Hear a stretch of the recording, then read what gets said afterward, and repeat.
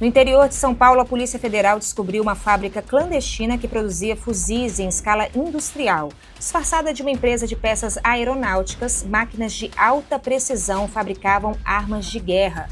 A investigação revelou que o grupo tinha capacidade para produzir mais de 3.500 fuzis por ano e que o Comando Vermelho era o principal comprador desse arsenal. As armas abasteciam comunidades do Complexo do Alemão, da Penha e chegavam a outros estados como Bahia, Ceará e Amazonas. A Delegacia de Repressão a Entorpecentes investigou o caso que expôs um novo patamar na guerra contra o tráfico. Um Brasil que agora fabrica os próprios fuzis com tecnologia importada e produção em série. Eu sou Maria Escodeler e isso é fantástico.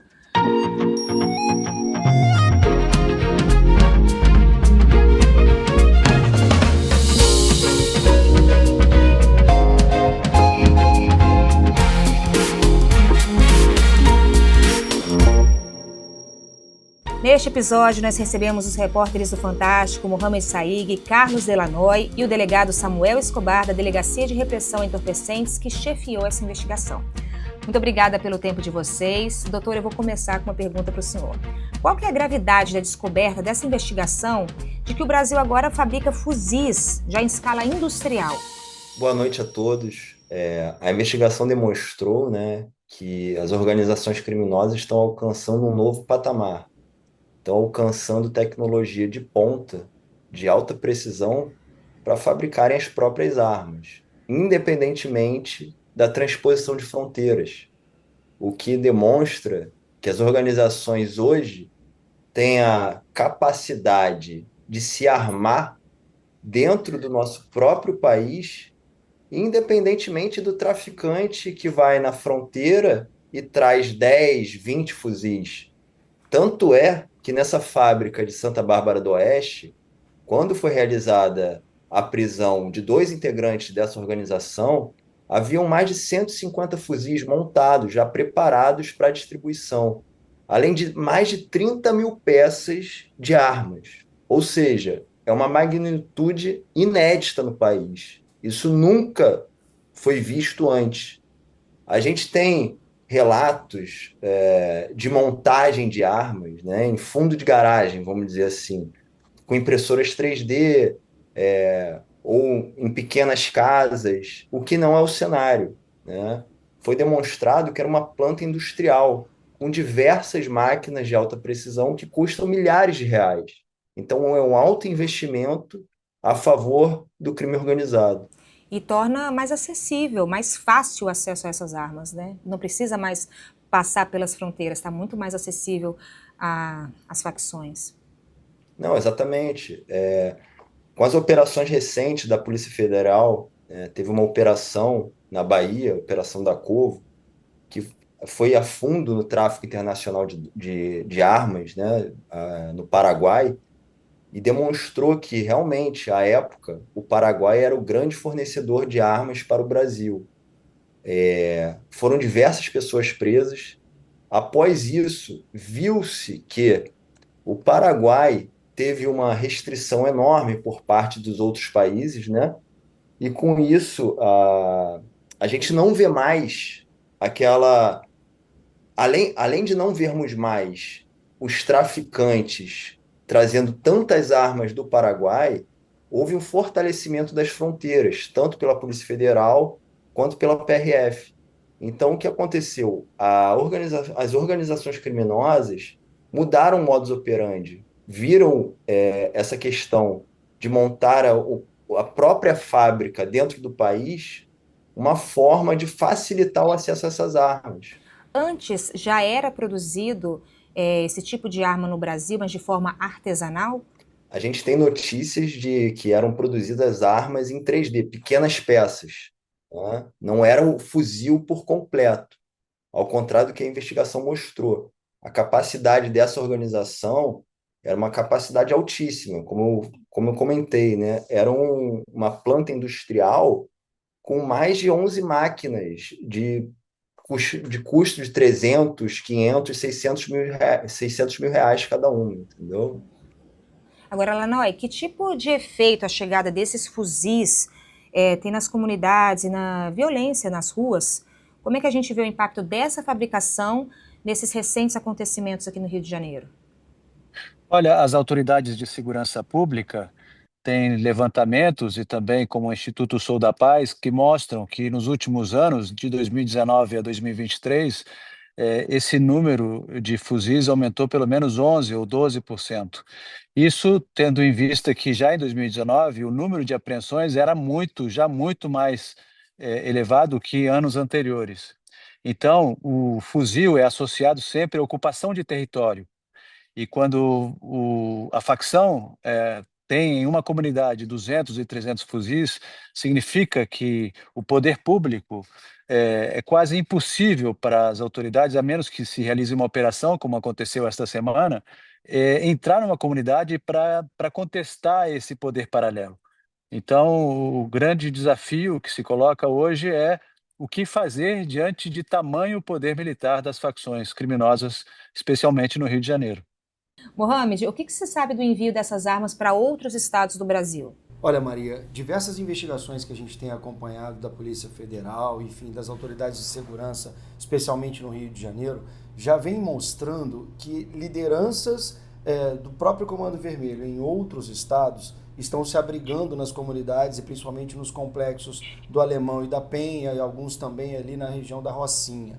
Então, quando essas lideranças vêm para se abrigar no que se chama agora do QG do Comando Vermelho Nacional, que se transformou o Rio de Janeiro, essas lideranças elas passaram a ter uma proximidade muito maior com a fonte dessas armas. Então, do mesmo jeito que o Comando Vermelho comprava para reforçar o poderio bélico em complexos como o do Alemão e da Penha, essas lideranças de outros estados que estavam ali passaram a ver nisso uma oportunidade de também se armar e também de aumentar o seu poderio bélico e seu arsenal. E que não necessariamente estavam ligadas ao Comando Vermelho. São lideranças do Comando Vermelho, sim. Porém lideranças do Comando Vermelho em outros estados que buscaram o refúgio das favelas do Rio para ficarem mais protegidas de ações policiais nos seus respectivos estados. O doutor, sobre isso que o Mohamed falou, é interessante a gente também ter uma fala do senhor, da polícia. Como é que o senhor acha que tem a relação entre essa fábrica de fuzis e o que está acontecendo atualmente? Em 2023, esse mesmo líder dessa organização foi preso na Barra da Tijuca com 47 fuzis, né? E foi condenado a 12 anos de cadeia. Condenado a 12 anos, a pena convalidada, né, confirmada no Tribunal de Justiça, e ele, em prisão domiciliar, conseguiu montar uma nova fábrica, uma fábrica ainda maior do que ele tinha em Minas Gerais. Então, assim, para a gente ter uma noção, né?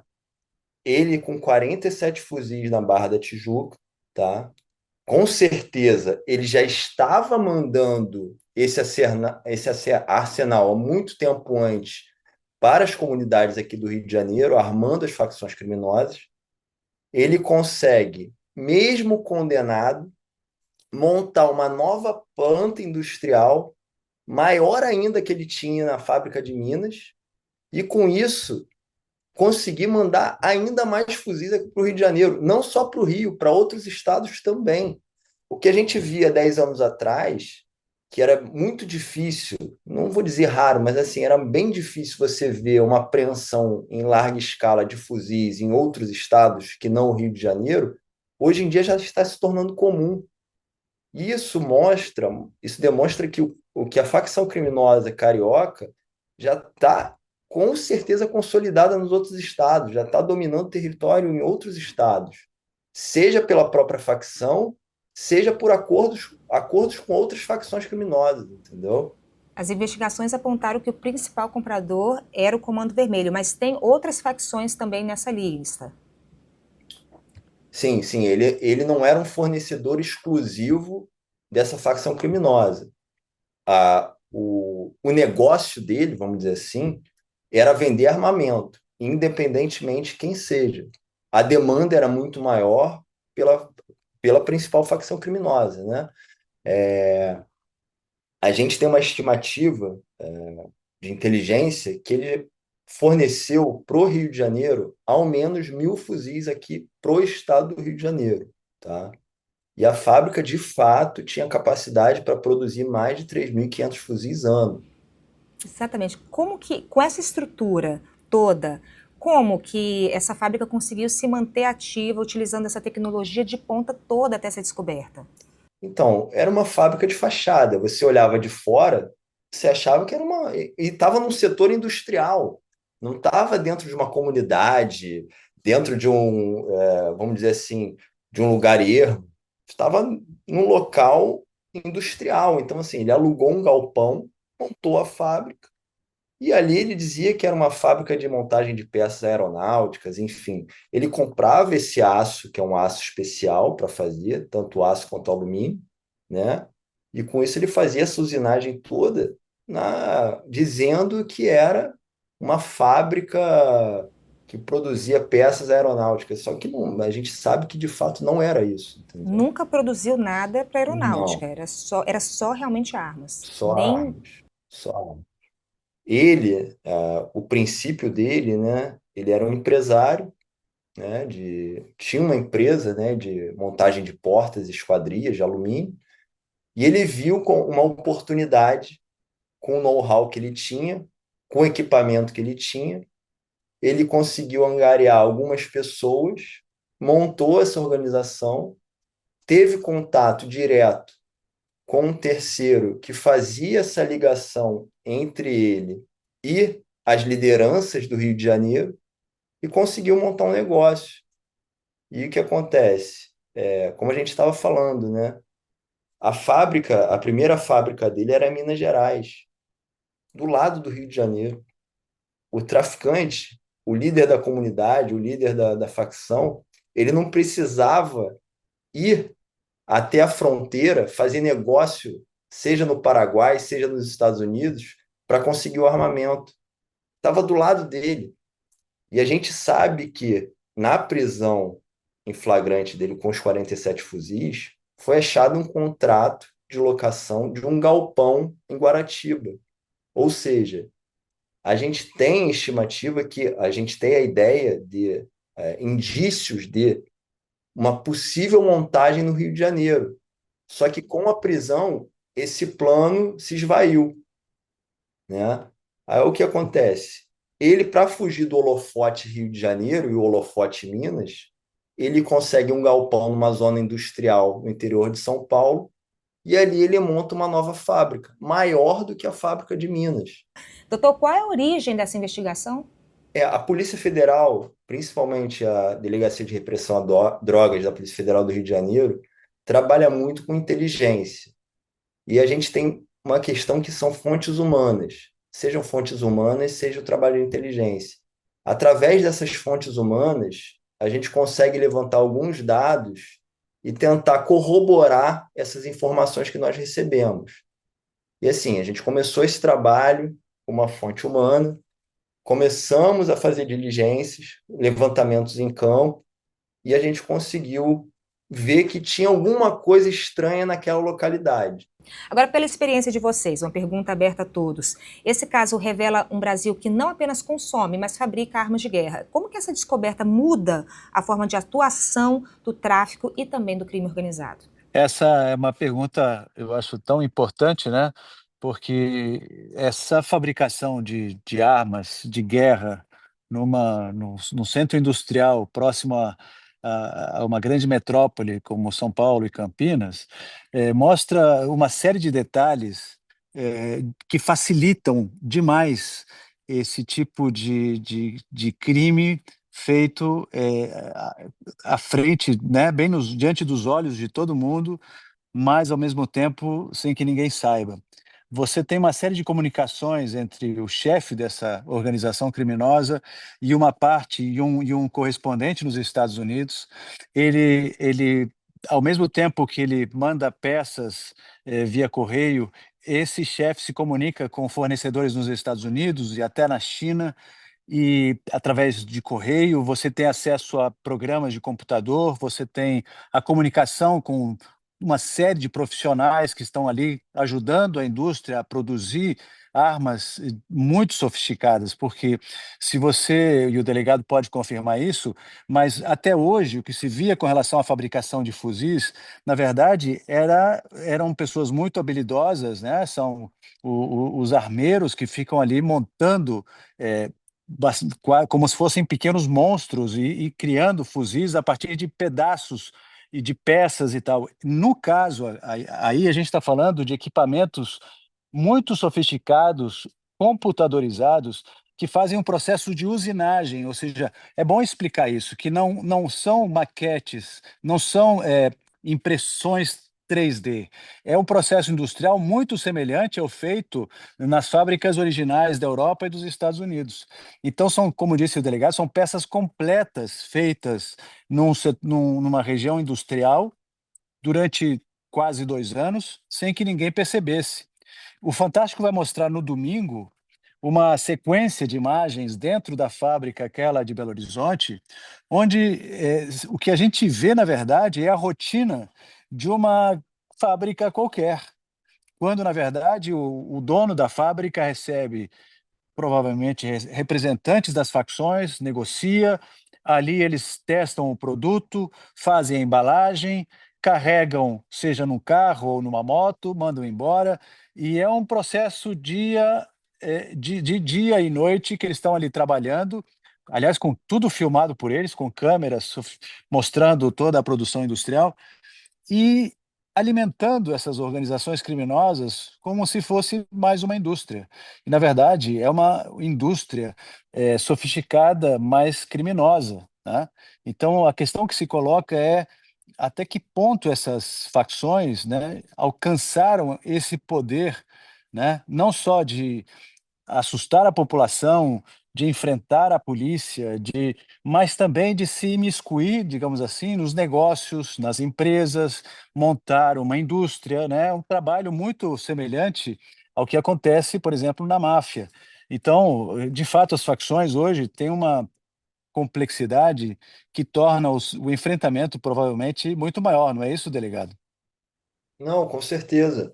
E como você bem disse, né, essa fábrica em Minas, você olhando de fora, parecia ser uma fábrica normal, porque quando a gente pensa numa organização criminosa, a gente acha que vão ser uns quatro, uns cinco, umas seis pessoas ali dentro, fazendo ali uma coisa meio obscura, escondida, né? Achando que os outros não vão saber daquilo. Mas, pelo contrário, você vendo a rotina da fábrica, você via que todos ali estavam envolvidos, não eram cinco ou seis, eram 10, 12 pessoas ao mesmo tempo, trabalhando diretamente para o crime, entendeu? Então, assim, foi uma coisa até que nos chamou a atenção quando a gente viu, nós vimos aquelas imagens.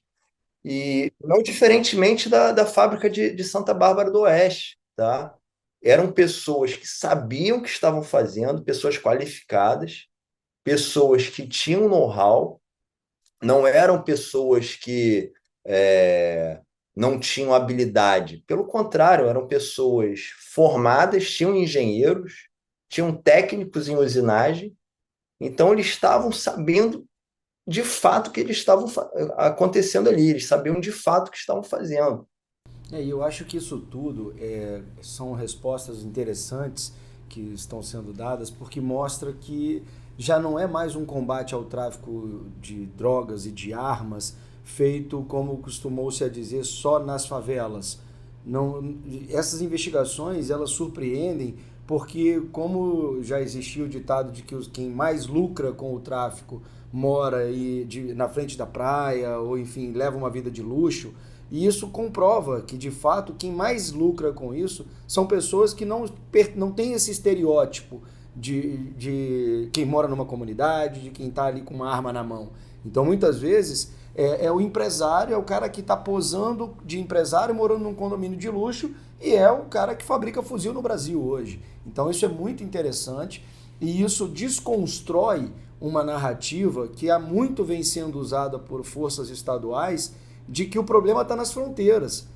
Isso comprova que, de fato, há que se discutir, sim, a circulação interna nas comunidades, nas cidades, nos estados, Porque se o problema fosse só a fronteira, não tinha necessidade de fabricar arma internamente no Brasil. E agora, com a fabricação no Brasil, como é que fica?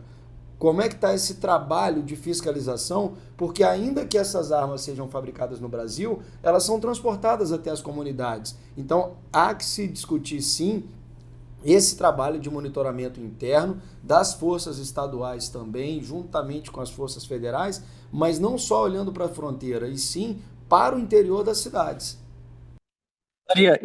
Maria, eu queria talvez o delegado comentasse um tema também muito importante nessa investigação. O Rafael, que foi detido ali na Dutra com 13 fuzis, ele ficou 2 meses na cadeia, apesar do flagrante. O próprio Silas foi condenado a 12 anos e conseguiu prisão domiciliar por um suposto problema de saúde. Depois de ter sido preso com 47 fuzis. Exatamente. Então a gente tem também uma dificuldade do ponto que tem que ser discutido, eu acho, essa dificuldade de você fazer com que esses criminosos, quando detidos, quando presos, eles consigam, enfim, responder pelo crime e não tenham essa facilidade de escapar da lei. Eu não sei como é que o delegado vê isso, mas acho que eu gostaria dele, como investigador, qual é a opinião dele sobre isso? Eu acredito que está em voga, né, está em discussão a alteração da legislação penal e processual penal após os eventos que ocorreram no Rio de Janeiro, né? E eu acho que é importante ter esse debate no Congresso Nacional, porque é muito difícil para a polícia, né? Você faz um trabalho de inteligência, faz um trabalho de investigação, você prende um indivíduo com 13 fuzis, tá? Um indivíduo comercializando 13 fuzis, porque assim, você você não acredita que um sujeito com 13 fuzis vai ter aquilo ali para a coleção dele. Isso não existe em nenhum lugar do mundo. Ele estava trazendo 13 fuzis naquela ocasião, sendo que a investigação aprofundou e viu que ele vinha recorrentemente ao Rio trazendo diversas armas para as comunidades. Então, assim, eu sei da dificuldade da polícia, eu sei muitas vezes a dificuldade do judiciário em razão da nossa legislação atual.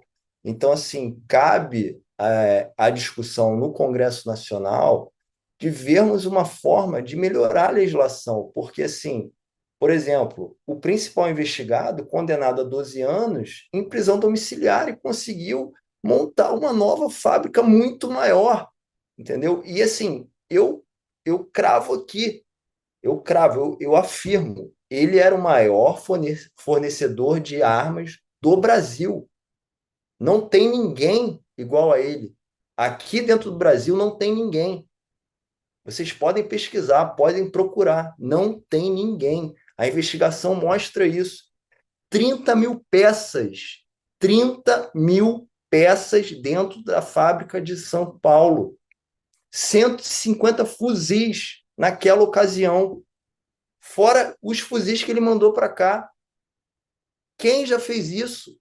Isso é inédito. Em nenhum momento, em nenhuma ocasião, houve uma prisão dessa magnitude. Ele foi preso com 47 fuzis. 47 fuzis. E conseguiu montar uma nova fábrica. Agora, doutor, a operação ela desarticulou uma fábrica, mas o crime organizado segue se adaptando. São muitos os desafios que essa nova realidade impõe às forças de segurança do país, mas é importante reforçar que as forças de segurança seguem firmes no combate à violência no país.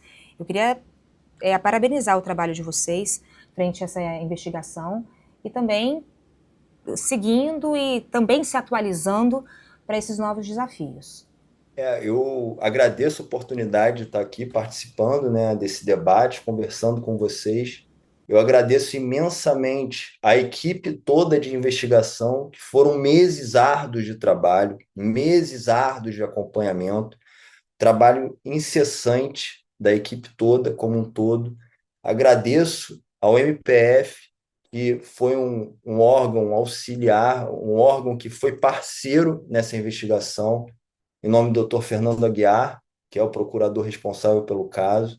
Então, assim, eu só tenho a agradecer porque Um trabalho desse é importante para a sociedade precisa ver o que está acontecendo dentro do nosso país e mostrar que a fronteira não é mais o principal fornecedor de armas do Brasil.